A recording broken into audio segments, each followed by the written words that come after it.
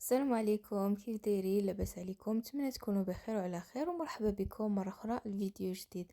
وصفه اليوم وكيف العاده سهله وبسيطه واقتصاديه. غادي نحضروا ميني كيك او كيكات صغار بالكوك، وغادي يتزينوا بواحد الطريقه اللي سهله وبسيطه. وصفه ناجحه دائما من الوصفات اللي تعجبكم بالنسبه للفطور او للغوتي.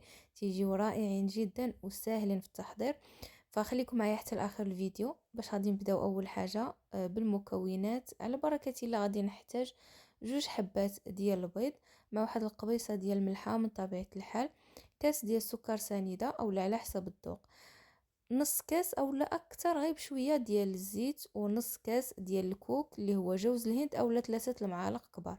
عندي هنايا القشور ديال حامضه محكوكين، علبه من الياغورت الطبيعي يمكن لينا نعوضوها بكاس او لا كاس الا ربع ديال الحليب، وهنا العصير ديال نصف حامضه من طبيعه الحال باش كيعطينا الذوق. غادي نحتاج لهنايا الجوج ساشيات ديال الخميره تقريبا 16 غرام، ونحتاج كاس ديال الدقيق.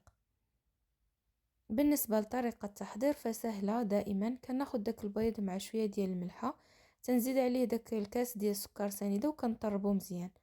تقدروا تكتفيو غير بكاس لاروب، تقدروا ديروا غير نص كاس كاس ونص على حسب الذوق ديالكم. هنا غادي نزيد داك نص كاس ديال الزيت، وغادي نعاود نطرب مره اخرى. هنايا فقط استعملت الطراب اليدوي، يمكن لكم ديروها في الخلاط او لا كتستعملوا الطراب الكهربائي حتى هو تيجيبهم زوينين. هنا غادي ناخذ العلبه ديال الياغورت طبيعي، واللي يمكن لكم تعوضوها بكاس ديال الحليب او لا بنص كاس ديال الماء، حتى هو راه تيعطي واحد الهشاشه لهاد الكيكات هادو. وكنطرب مزيان مزيان، ومن بعد كنزيد داك نص كاس ديال الكوك اللي هو جوز الهند. انا هنا ما حمرتوش، درتو هكاك، تيجي زوين بزاف، تيعطينا واحد المذاق واحد الخفه اللي كتكون مختلفه لهاد الكيكات هادو. من بعد غادي نزيد قشور الحامض،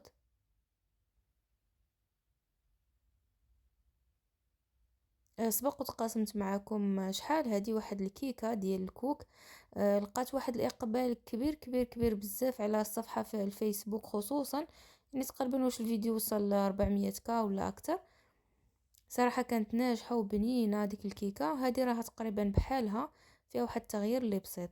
من بعد هنايا زدت داك نص العصير ديال نص حامضه، وخلطت كل شيء مزيان، وزدت هنايا الخميره مع نصف الكميه ديال الطحين، وغادي نغربلهم ونرجع نخلط بالطراب.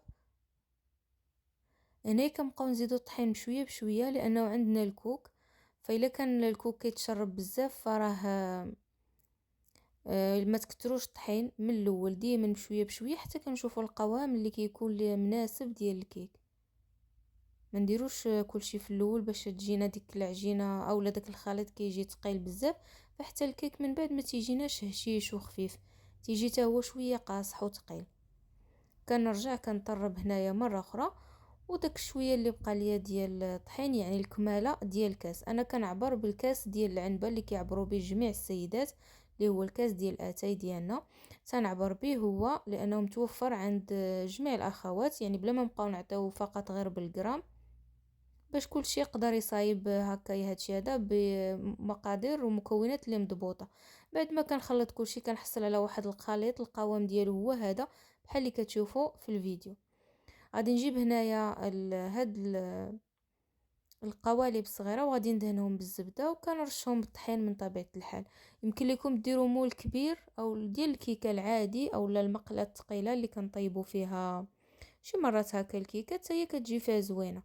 انا بغيت نديرهم هكا بشكل صغير اللي هو فردي، وانتم كيبقى لكم الاختيار من طبيعه الحال. هنايا من بعد ما كندير لهم داك الطحين فضروري كنحيد داك الفائض باش ما تيبقاش هكايا معجن لتحت. غادي نبدا نخويهم كميه اللي كتكون متساويه باش من بعد كيجيونا بحال بحال في الشكل ديالهم.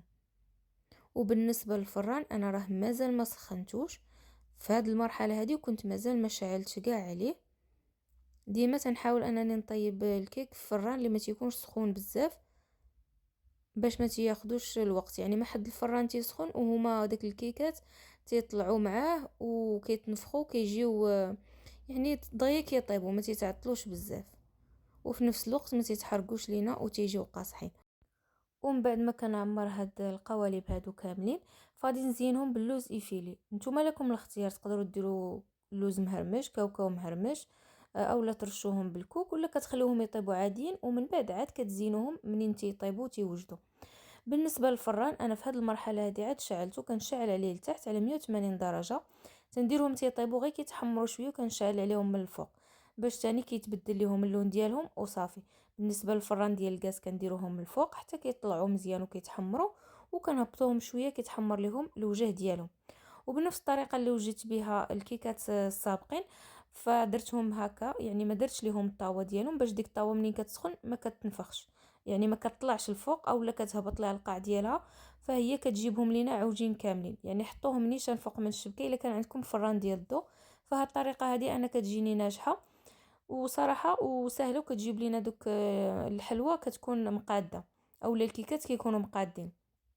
وبالنسبه للوقت فما تنخليهمش بزاف، دائما ما بين 8 10 دقائق صافي تيكونوا واجدين، وشي مرات كيكون اقل. بعد ما كيتحمروا على هذا الشكل هذا، هنايا كنحيدهم، كناخذ واحد السباتيول، ما ديروش موس حيت يكون عنده داك الراس يقدر يشرط لكم هاد القوالب ويخسروا. فغير بشويه هنا، راه واخا كيبان لكم كنخشي داك السباتيول من الجنب، فراه غير بشويه صراحه انا كنت كيس عليهم بزاف باش من بعد ما كيبقاوش يلصقوا ليا صافي. وكنهزوهم بحال هكا وكنحطوهم على جنب باش كيزيدوا يكملوا يبردوا. من طبيعة الحال هما هكا راهم واجدين مزينين راسهم وكل شيء، غير فقط كإضافة زدت عليهم واحد رشيشة خفيفة ديال سكر كلاصي من الفوق. من طبيعة الحال هذا كيبقى اختياري. بصراحة تيبانوا بحال دوك لي طارطولات ديال اللوز، تيجيو واعرين لا في الشكل ديالهم ولا في المذاق. بطبيعة الحال راه المذاق ديالهم تيكون لذيذ لان فيهم الكوك، ومع المذاق ديال الحامض كيتناسب مع بواحد الطريقة هائلة، فتيجيو واعرين بزاف. وكيف قلت لكم قبل، الا ما توفروش لكم هاد القوالب الصغارين، يمكن لكم ديروا مول كبير عادي اللي كنديروا دائما، وديروا نفس المكونات. فقط الا بغيتوا تضاعفوا المقادير باش كتجيكم كيكه اللي كتكون كبيره او اللي كتكون طالعه بزاف. وراه سبق تقاسمت معكم كيكه بالكوك بحال ديال المحلابات، كتجي حتى هي واعره.